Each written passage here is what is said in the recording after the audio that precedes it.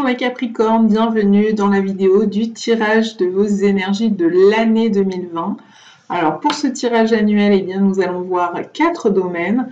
Le domaine professionnel, le domaine relationnel, dans lequel vous pouvez instiller, pour ceux que ça intéresse, le domaine sentimental, le domaine ensuite de la vitalité et le domaine du spirituel. Voilà, donc ça reste un tirage généralisé pour l'ensemble des Capricornes. Si vous souhaitez un tirage personnalisé, eh bien c'est possible. En ce moment, j'ai une offre exceptionnelle autour d'un format vidéo comme celui que vous êtes en train de voir, bien sûr beaucoup plus personnalisé. Donc ce format vidéo dure 1 heure pendant laquelle j'explore les 2 domaines de votre choix, parmi une liste de domaines qui vous sera donnée. Donc si vous voulez en savoir plus, eh bien vous n'hésitez pas, vous passez en dessous dans la boîte de dialogue pour retrouver le lien sur lequel il suffit de cliquer afin d'avoir toutes les informations à ce sujet. Toutefois, je mets un petit bémol, c'est que cette année, le nombre de places est limité pour que je puisse travailler au mieux dans les meilleures conditions. Donc les places ont déjà été, les premières places ont déjà été attribuées avant que ces vidéos voient le jour à mes abonnés de ma newsletter. Donc il y reste des places, mais il ne reste pas des masses. Voilà. N'hésitez pas à me contacter si vous êtes intéressé. Et les premières dates, pour l'instant, les premières places seront pour le courant janvier. Voilà. Donc les Capricornes, on y va de ce pas avec le professionnel. Donc, qu'en est-il au niveau professionnel pour les Capricornes en 2020?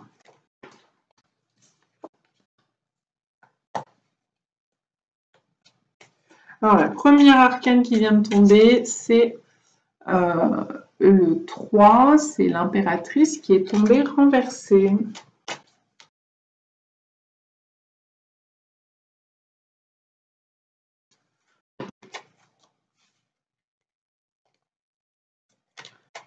Il y en avait un peu trop, c'est pour ça que j'ai remis dans le paquet, c'est pas que je choisis ou que je trie. Est-ce que, décidément, qu'en est-il des énergies pour les Capricornes au niveau professionnel pour leur année 2020? Alors je le redis, ce sont des énergies qui courent sur l'année 2020, peut-être d'ailleurs pour certains sur la fin de l'année 2019, ça dépend tout simplement des Capricornes. Vous n'êtes pas tous réceptifs au même moment aux grands influx énergétiques qui vous entourent. Voilà la raison. Et donc pour certains, eh bien, ne me dites pas, mais ça ne correspond pas du tout à ma situation. Oui, ça peut ne pas du tout correspondre à votre situation actuelle. Il s'agit de voir ça sur l'année 2020. Donc ça peut venir au moment où on s'y attend le moins. Le bilan, en général, il est plutôt à faire en fin d'année ou en courant d'année pour voir déjà s'il y a des choses qui vous parlent. Bon. Alors, hop là. Tac. Donc, j'ai encore une arcane majeure qui est le diable. Et puis, j'ai une arcane mineure, le 4 de denier renversé. Donc, j'entends le message de sortir une carte supplémentaire, une carte oracle. Vous êtes les premiers pour lesquels je sors une carte oracle. Du jeu La Sagesse de l'oracle. Voilà, on a 2 qui tombent pour le prix d'un. On a Régénération. On a The Tribe. Alors, je pense qu'il va y avoir plusieurs cas de figure, plusieurs possibilités pour vous les Capricornes, en fonction des Capricornes, vos énergies, et de ce qui vous parle et de ce qui ne vous parle pas, dans ce que je vous raconte. Donc, je me réinstalle un petit peu. J'ai le sentiment que ces 2 énergies, elles sont distinctes. Elles ne dialoguent pas entre elles. Donc, je pense que pour une partie d'entre vous, il est question de régénération, les Capricornes. Et je veux bien croire.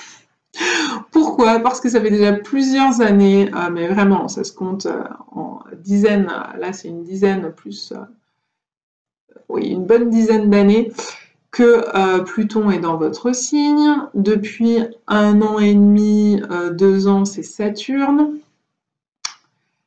Et ce sont des planètes qui font bouger les choses.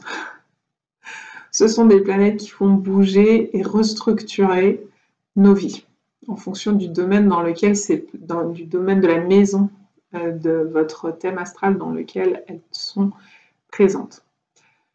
Donc le Saturne et Pluton sont dans le Capricorne, donc votre signe, donc dans la constellation du Capricorne. Et au final, elles vont se rencontrer en janvier. Certains parlent d'une rencontre, d'une conjoncture un petit peu explosive, donc on verra ça. En tout cas, ça risque de ne pas laisser indifférent les Capricornes, mais je pense l'ensemble des gens, si ce n'est pas déjà fait, ou l'ensemble des structures. Parce que ça vient, je voulais dire, restructurer. Donc ça va venir restructurer vos vies, en fait. Ça peut être dans un domaine en particulier ou en général.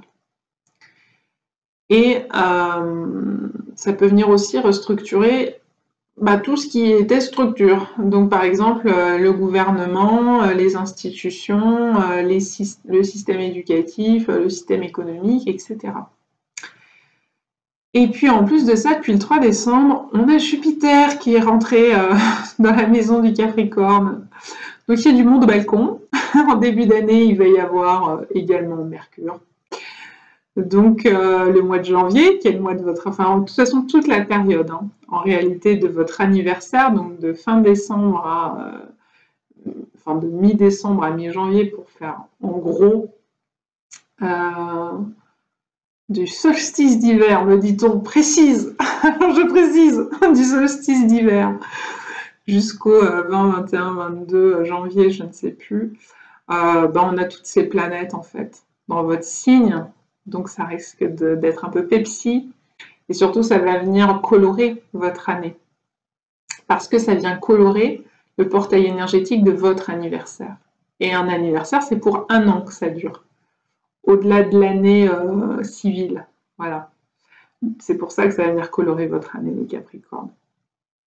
Donc ça fait beaucoup de mouvements. Donc je pense que pour certains d'entre vous, on est vraiment dans une phase de régénération. Il y a vraiment quelque chose de l'ordre ça peut être de l'ordre de la reconversion professionnelle, de la restructuration familiale, de la restructuration de vous-même, de votre monde intérieur, de votre monde émotionnel, de vos priorités dans la vie, de la manière dont vous voulez que la direction que prenne votre vie, en fait, que les énergies aillent de tel côté ou de tel autre. Une ouverture, un éveil spirituel, je pense, un éveil de conscience, vraiment. Une nouvelle façon de voir les choses et peut-être de les mettre en œuvre dans votre vie sentimentale, dans votre vie amicale, dans votre vie financière, etc. Ça peut aussi toucher votre vitalité, l'idée de la régénération.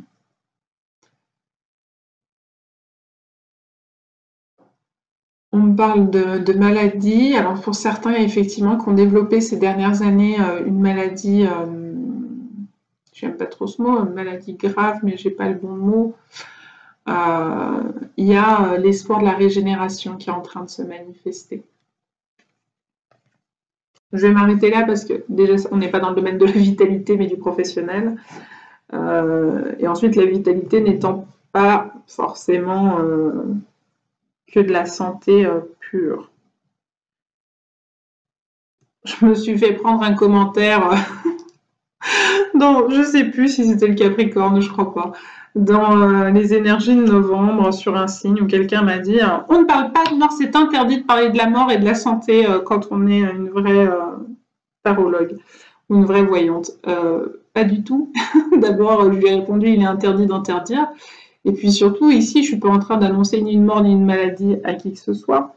Je suis en train, au contraire, de parler de régénération. Donc, de parler de vie, de comment se comportent vos énergies vitales et comment ce que vous mettez en place ou ce que vous ne mettez pas en place a une incidence sur votre vitalité, tout simplement.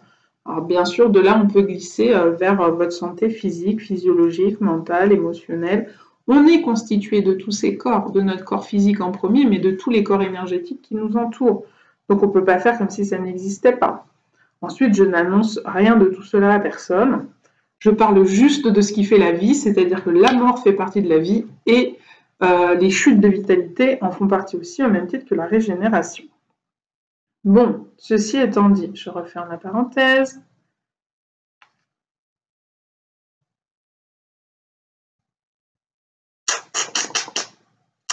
Oui, je ne vais pas la refermer bien longtemps parce qu'on est en train de me dire, pour certains Capricornes, il y a des problématiques, le diable vient nous parler des problématiques d'addiction.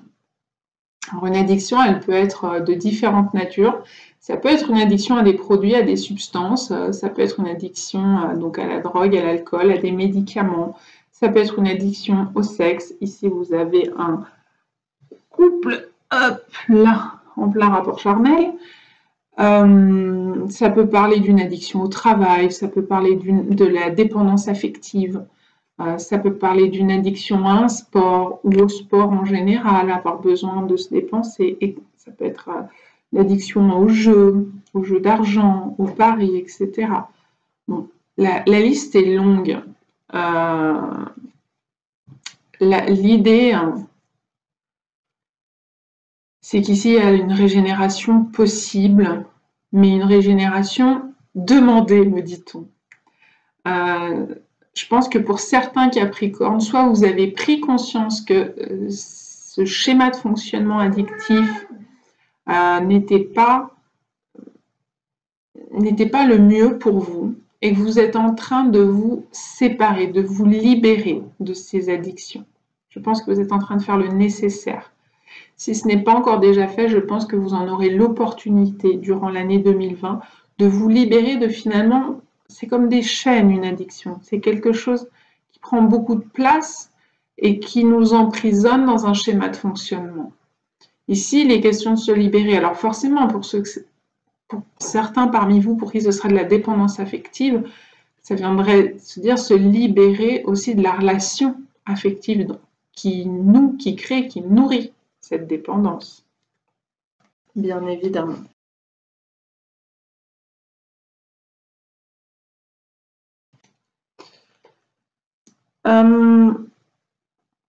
D'autant plus qu'ici, j'ai l'attribut. Il y a l'idée du clan, ça peut être le clan familial, ça peut être la famille qu'on s'est construit avec son partenaire, sa partenaire. Alors, j'ai mon chat qui fait des miaulements, je vais aller le nourrir et après je reviens. Me revoilà. Donc je pense que pour certains, il s'agit de se libérer aussi du cercle familial ou du pouvoir de la famille, du clan, de la tribu, qui pourrait peser lourd dans la balance de vos choix et de vos décisions. Donc en gros, pour certains, ça serait reprendre leur indépendance. Et c'est ça qui va permettre la régénération et de se libérer de ces chaînes.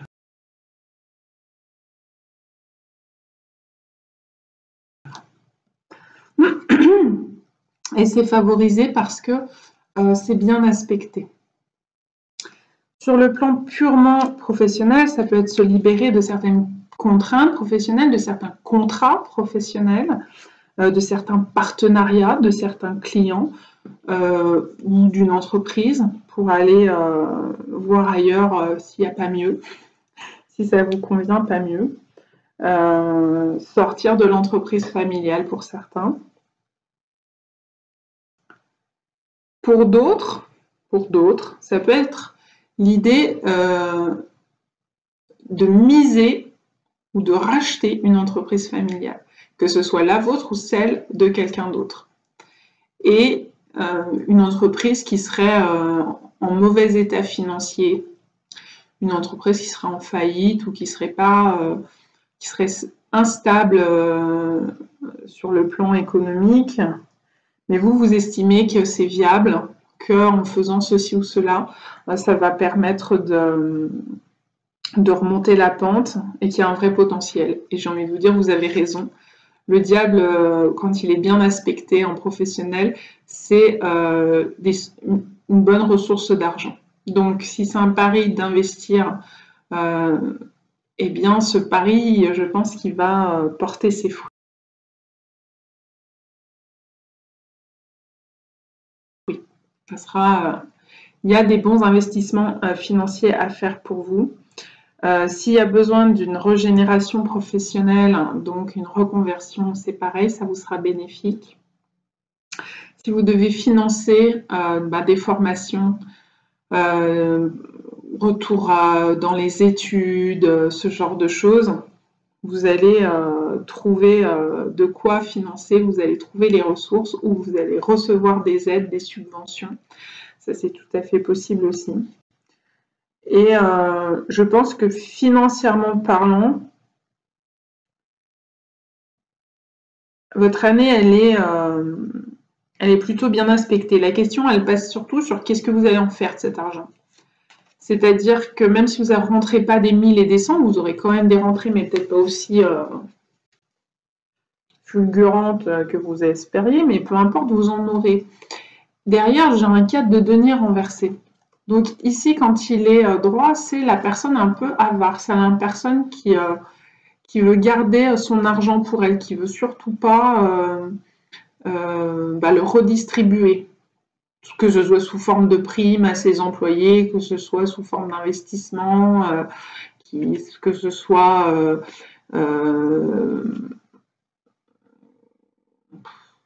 j'allais dire un manque de générosité, mais c'est pas tout à fait ça. C'est-à-dire qu'il y a ce côté, je préfère posséder et garder pour moi plutôt que de donner aux autres parce que j'ai peur de quelque chose, j'ai peur de manquer. Ici, l'énergie est renversée, ça laisse à penser que vous allez ouvrir. Vous allez redistribuer cet argent ou le réinvestir dans des projets ou dans votre entreprise et ça sera une bonne idée. Donc voilà. Il y a quelque chose de l'ordre de s'ouvrir vers le monde extérieur qui sera très bénéfique. Ici, avec l'impératrice à l'envers, c'est la notion de créativité. C'est peut-être justement cette notion de redonner du pouvoir de création, recréer quelque chose de nouveau, de neuf, à partir de quelque chose qui a l'air calciné sur place. Hein? Et bien, vous serez capable, par exemple, une entreprise qui est vraiment au bord de la faillite et que vous la récupériez, la repreniez, cette reprise, même si c'est un risque financier, c'est sortir de l'argent, c'est faire un investissement, c'est sortir ses économies. Et ben, je pense que ça sera plutôt bénéfique pour vous, les Capricornes. Il se peut que vous ayez le soutien de vos proches, que ce soit le soutien financier ou le soutien moral de vos proches. Ça semble très possible. Et en gros, c'est important pour vous de recréer quelque chose de nouveau dans votre vie professionnelle, de ne pas rester en sécheresse créative, dans une forme d'aridité créative. Au contraire, remettez du neuf, réinjectez du nouveau, réinjectez des choses qui vous apportent du plaisir, réinjectez de la beauté, me dit-on, dans votre vie. Et quelque part, vous serez récompensé, c'est-à-dire que vous en recevrez en échange. Donc, ça fait un moment que je suis dessus, votre domaine professionnel. On va lâcher un peu tout ça, on va aller voir le relationnel.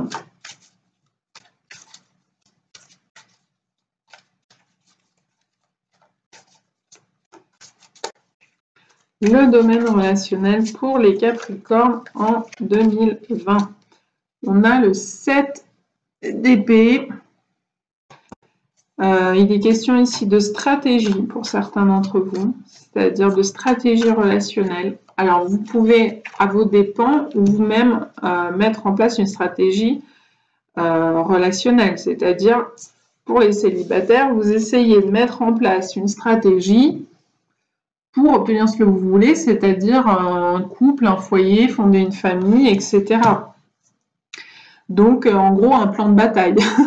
Cette année, je décide de m'inscrire sur tel et tel site de rencontre, de faire telle et telle chose, de sortir, de m'inscrire à telle activité, ou je ne sais quoi, quelle pourrait être votre stratégie, mais il y a l'idée de un peu reprendre les choses en main, reprendre les rênes pour obtenir ce que vous voulez, dans le domaine notamment familial, sentimental, relationnel en général. Pour d'autres Capricornes, attention, ça va être beaucoup moins chouette, beaucoup moins rose. Certains qui seraient déjà en couple ou en situation familiale ou de fonder une famille ou qui en ont déjà fondé une, il peut y avoir un sentiment de trahison effectif, vrai, avec une vraie trahison à la clé, ou pas. C'est-à-dire vous avez le sentiment de trahison, mais c'est pas dans les faits, il n'y a pas eu de trahison, mais c'est votre ressenti à vous, c'est votre peur à vous, votre crainte à vous. Et ça ne veut pas nécessairement dire que dans les faits, ça va être le cas, mais ça peut venir empoisonner la relation. Donc ça peut être des crises de jalousie, de possessivité, possession. Voilà, on sort du cadre de l'amour pour rentrer dans le cadre de la possession. Ça peut être des relations passionnelles aussi, ça peut être bon bah voilà quoi, de la tromperie, de la trahison, l'infidélité, je le redis, effective ou pas, venant de votre part ou de la part de votre partenaire, remettant en cause la stabilité de votre couple, de votre union ou carrément de votre famille. Donc c'est un petit peu chaotique pour ceux qui sont déjà en couple, j'ai envie de dire attention, oui. Dernière carte du paquet, c'est le 3 d'épée. Le 3 d'épée, c'est elle a 3 épées plantées dans le cœur, la demoiselle. Hop. C'est l'idée du chagrin d'amour. C'est vraiment l'idée, on m'a planté un poignard dans le cœur, on m'a fortement blessée, quoi.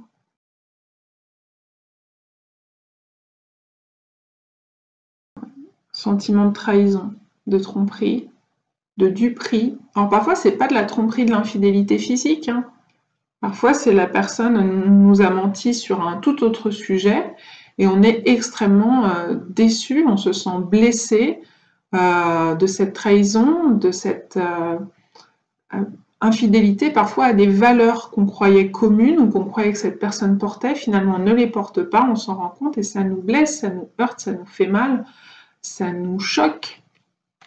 Eh bien, c'est un peu tout ça. Je ne dis pas que tous les Capricornes en couple vont vivre ça. Je ne dis pas non plus d'ailleurs que ceux qui vont le vivre vont se séparer. Je dis qu'il y a un chagrin d'amour, une douleur, une tristesse, un inconfort, ça c'est sûr. Mais peut-être que vous allez réussir à traverser ça pour sortir grandi. Et pour ceux qui sont en couple, je le redis, ça peut être simplement pour ceux qui sont célibataires, une stratégie pour justement, si vous avez connu beaucoup de chagrin d'amour et beaucoup de mal à faire confiance aux autres, ça peut aussi venir parler de ça. Difficulté à se lancer spontanément et avec naturel dans la relation, ça peut être là qu'on est plus stratège parce que finalement, on ne veut pas souffrir à nouveau. Donc, on a envie d'y croire en ce projet d'union, voire de famille, mais d'un autre côté, le passé nous rattrape. On a peur de souffrir. Des fois, c'est pas le passé, d'ailleurs, c'est juste une peur, une croyance qu'on a à l'intérieur de soi pour X ou Y raison. Et du coup, on met en place des stratégies. Si je fais comme si, genre, j'ai cette stratégie qui vient en tête, je ne serai pas le premier des deux ou la première des deux à dire je t'aime à l'autre, quoi. Ça, c'est une stratégie mentale. Parce que je ne veux pas me mettre à nu, je ne veux pas découvrir mes sentiments sans vérifier que l'autre a bien les mêmes sentiments que moi. Sur le plan de la vitalité, j'ai la répression et j'ai le mât. La répression, vous le voyez, c'est des cordages, des liens, des attachements, donc des croyances, des peurs, des conditionnements, je ne les dirai jamais assez, qu'on avait déjà avec cet arcane du diable. Regardez les chaînes, les foulards, etc. Peut-être même un serpent en dessous. Bref, il y a cette idée d'attachement, d'apprendre à trouver son indépendance, parce que regardez, c'est accompagné du mât. Le mât, lui, il ose prendre son indépendance, il ose faire le grand saut, se jeter dans l'inconnu, même s'il ne connaît pas, ben, il tente quand même sa chance, et il y va gaiement avec une petite fleur à la main et de manière très fluide, très élégante, très gracieuse. Allez hop, on se lance. Donc voilà, on vous invite à quitter tous ces liens qui vous seraient nocifs. Alors je le redis, ça peut être des addictions, ça peut être des relations qui sont addictives, des comportements qui du coup vous enchaînent, vous vous empêtrez là-dedans. Ça peut être des peurs, on l'a dit, par exemple la peur de souffrir, la peur d'être quitté, la peur d'être trahi, ou la peur d'être trompé. Et là, vous vous empêtrez là-dedans aussi. Et ça vient vous mettre des nuages gris dans la tête. Donc, ça génère des anxiétés, des soucis, des inquiétudes qui ne sont pas forcément basées sur des faits réels, vrais. Je ne cesserai jamais de le dire dans tous mes tirages.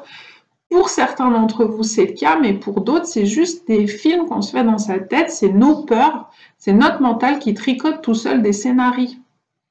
Et du coup, on a l'esprit gris, l'esprit sombre, l'esprit triste, alors que la réalité ne l'est pas autant. C'est notre interprétation par le filtre de nos peurs ou de nos croyances, ou de nos blessures ou de nos conditionnements. Et là, on vous dit, et si vous lâchiez tous ces cordages, si vous lâchiez, que vous coupiez tous ces liens, toutes ces peurs, toutes ces blessures, et que vous osiez, hop, faire le grand saut, vous lâcher, vous libérer de tout ce fatras là, de cordes et de nœuds et de méli-mélos à l'intérieur de vous ou de votre vie. Si c'est des méli-mélos relationnels, eh bien, je libère ces liens. Je suis capable de faire les séparations qui me sont nécessaires pour pouvoir respirer à nouveau, reprendre de l'oxygène, vivre plus libre, plus librement et avec plus de joie et de contentement. Donc il y a vraiment cette idée de prendre son indépendance. Alors pour certains d'entre vous, vous allez peut-être prendre votre indépendance parce que vous êtes jeune et vous allez quitter le nid familial, papa, maman, etc.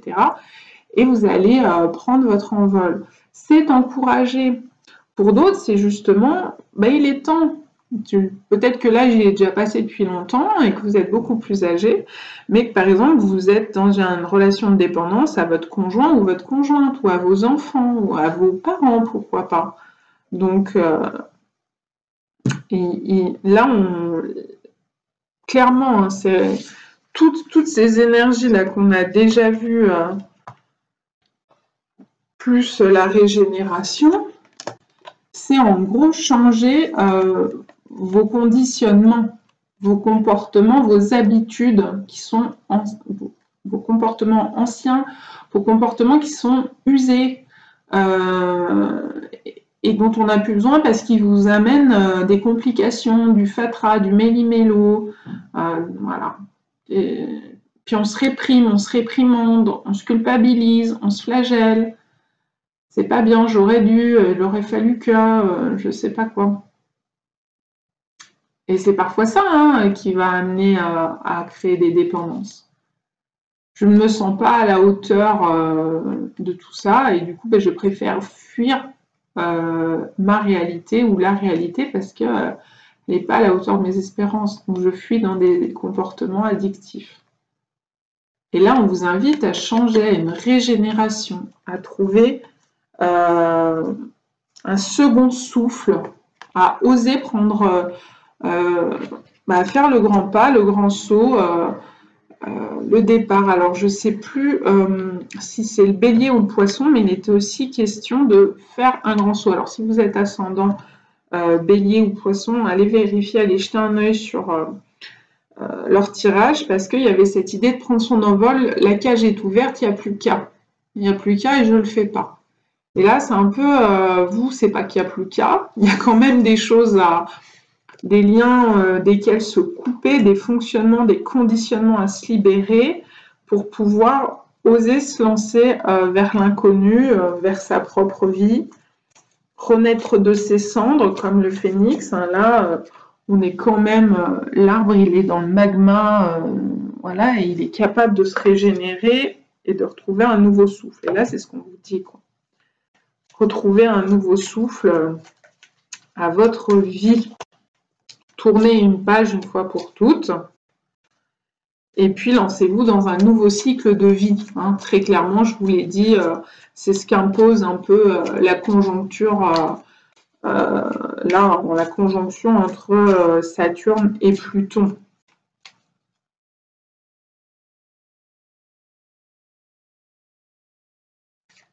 Ou plutôt que de s'auto-saboter, on décide de dire stop à l'auto-sabotage et de restructurer ce qui ne fonctionne pas, ce qui ne fonctionne plus, ce qui n'apporte plus de joie, ce qui ne fait que nourrir de la peur et des méli-mélos et des drames, me dit-on. Donc tout ce qui est source de drame dans votre vie, eh bien, mettez un gros coup d'éclairage dessus pour voir comment vous en libérer. Oui, surtout que sur le plan spirituel, vous avez la conscience. Donc, on me parle de prise de conscience, de faire émerger votre essence profonde. Et c'est ça qu'il va falloir suivre. Ce nouveau chemin qui se dessine, c'est votre être profond. Donc, suivre le chemin de son être profond vous sera bénéfique. C'est ça qui va vous permettre la régénération, la renaissance, le renouveau dans votre vie. Quand il se présente, suivez-la, cette voie, parce que c'est la voie juste. C'est la voie alignée à votre conscience. Prenez conscience des conditionnements, des peurs et des dysfonctionnements pour les mettre au jour. C'est pas agréable de le faire, je vous dis pas le contraire, mais là, c'est nécessaire pour restructurer de la meilleure manière qui soit votre vie alignée sur votre âme, sur votre esprit, votre soi supérieur, votre conscience. Pour certains d'entre vous, ça sera même sur votre enfant intérieur.